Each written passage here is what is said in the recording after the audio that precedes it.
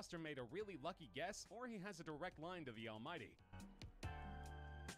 The coasts of the Pacific Northwest are no strangers to large driftwood, often called drift logs, and powerful winds combine with high tides to relocate them from hilltops to beaches on a regular basis. But in 2010, a specimen washed ashore that was just a little bit bigger than your average drift log, an absolute monster of a tree of the type regularly found deep in the forest. The driftwood wasn't measured, but it dwarfs this 6-foot-tall woman and would have towered perhaps 200 feet in the air when upright. The type of perfect storm required to rip this beast from the ground, float it down a swollen river, and wash it up on the shore is tough to imagine. But you may have heard that the Northwest has some wacky weather patterns. Well, here's the ridiculously huge proof.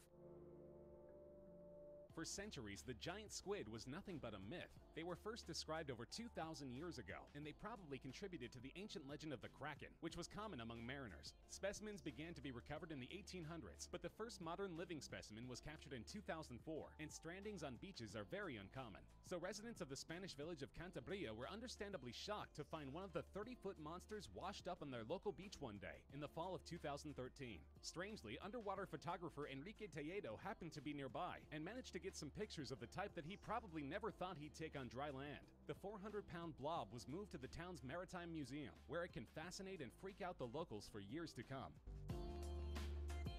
A British couple having a stroll along Middleton Sands Beach made a very unusual, smelly, and profitable discovery one day in April 2016. At first glance, it could be mistaken for a strange whitish rock, but Gary and Angela Williams recognized it at once for what it was: a huge lump of ambergris, which is essentially whale vomit. Gary described the smell as a cross between squid